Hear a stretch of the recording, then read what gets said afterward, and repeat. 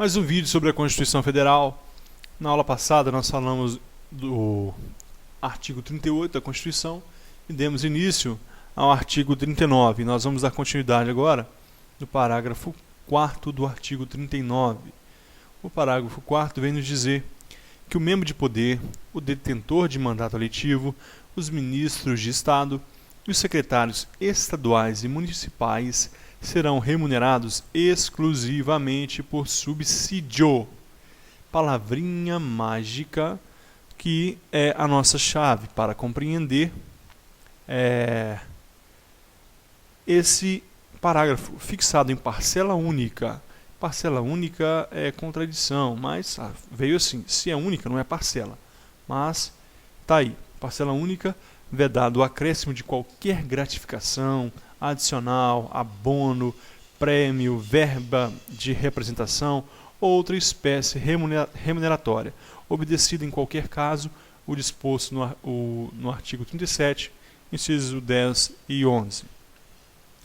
Primeiramente, pessoal, então quem? Qualquer um detentor de mandato eletivo, ministro de Estado, ministro de Estado da Justiça, da Saúde, ou ainda secretários estaduais e municipais. Estes aqui. E nós vamos acrescentar aqui também, se você estiver notando, os policiais militares também, eles vão receber por subsídio. Então, detentor de mandato eletivo, ministros de Estado, secretários estaduais e municipais, policiais militares. Parcela única serão remunerados exclusivamente por subsídio. Não haverá acréscimo, aquelas vantagens, adicional de salubridade, prêmio por produtividade, eles não têm essas vantagens, é subsídio, é aquele salário, porque o salário já é alto, aquele salário seco.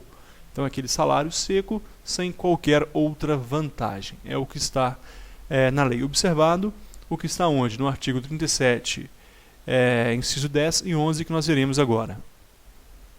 O 37.10 fala que a remuneração dos servidores públicos e o subsídio que trata o parágrafo 4º do 39 somente poderão ser fixados ou alterados por lei específica, observada a iniciativa privativa em cada caso, assegurada a revisão geral sempre na mesma data e sem distinção de índice. O que é isso? É o seguinte, a remuneração. Então, os salários desses servidores que nós falamos lá, seja o mandato eletivo, secretários estaduais, ministros de Estado, também serão fixados, alterados por lei específica. O que é uma lei específica? É uma lei feita exclusivamente para esse ato. Não se pode pegar, por exemplo, a lei de orçamento, a lei orçamentária anual, e incluir aí esse aumento. Não pode. Tem que ter uma lei específica para prever esse aumento, essa alteração e essa revisão. E observar a iniciativa privativa em cada casa. Por exemplo, servidor público da União, iniciativa do presidente da República. Municipal, iniciativa do prefeito. Estadual, iniciativa do governador. Legislativo, iniciativa lá da Câmara, se for da Câmara, do Senado, se for o Senado Federal. E assegurada a revisão anual sempre na mesma data e sem distinção de índice. O mesmo índice que será para um, será para outro. E todo ano, na mesma data, será revista. Vai olhar a alteração no sistema financeiro, a variação de preços e tudo, e de índice, e será feito ali aquela revisão anual. Já o inciso 11 do 37 vem dizer que a remuneração e o subsídio dos ocupantes de cargos e funções de empregos públicos, da administração direta, autárquica, fundacional, dos membros de qualquer dos poderes da União, dos Estados, do Distrito Federal e dos municípios, dos detentores de mandato eletivo e dos demais agentes políticos e proventos, pensões e outra espécie remuneratória, percebidos cumulativamente ou não, incluídas as vantagens pessoais ou de qualquer natureza, não poderão exceder o subsídio mensal em espécie dos ministros do Supremo Tribunal Federal. Não vamos ler tudo não, vamos aqui explicar essa situação. Então, existe o teto e o subteto, existe o limite em que o servidor público pode receber. O que ocorre? Corta para mim. Hoje, no Brasil, ninguém pode receber mais do que o ministro do STF. Eu não sei ao certo quanto está hoje o salário, mas ninguém pode receber, nenhum servidor público pode receber mais do que o ministro no STF. No Estado, ninguém pode receber mais do que o desembargador. No Judiciário, não pode receber mais do que o governador. No Poder Executivo, e não pode receber mais do que o deputado estadual no Legislativo. Na União, ninguém pode receber mais do que o ministro do STF. E nos municípios, nenhum servidor público pode receber mais do que o prefeito. É isso que está falando o inciso 11, sendo que o desembargador do Estado só pode receber até 90,25% daquilo que recebe o ministro do STF. O desembargador, então, 90 inteiros e 25 centésimos daquilo que recebe o ministro do STF. Sendo que ele pode chegar até 100%, por exemplo, se ele tiver um cargo de magistério. Ele pode acumular magistério e desembargador, sendo que o salário do magistério pode chegar até os 100% do salário do ministro do STF. Então é isso que está dizendo aqui o inciso 11. E quando nós comparamos com o nosso artigo 39, no parágrafo 4º, nós vimos que esse subsídio em parcela única que estes membros de mandato eletivo, ministros e secretários estaduais, eles devem observar, então, não podem ser maior do que aqueles limites que nós vimos. No mandato eletivo, detentor de mandato eletivo, se for do Estado, o maior salário dele. Se for ministro de Estado, não pode ser maior do que o ministro do STF e ainda os membros de poder municipais, ou seja, o prefeito é o maior salário no âmbito do município. Parágrafo 5º.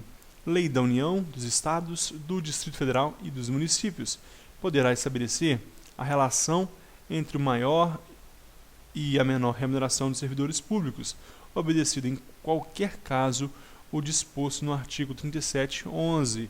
Portanto, Lei da União para os servidores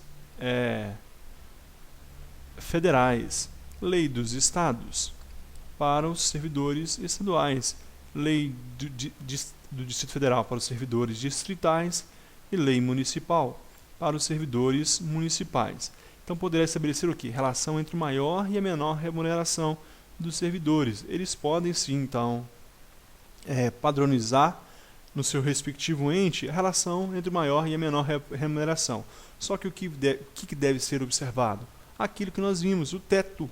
O teto no âmbito judiciário, o teto no legislativo e o teto, sendo que ninguém pode ganhar mais do que o ministro do STF, no Estado ninguém pode ganhar mais do que o governador, na administração pública do que o deputado estadual, no legislativo, e do que o desembargador no judiciário, sendo que o salário do desembargador é 90,25%, só pode ser até 90,25% do ministro do STF. Isso deve ser observado, então.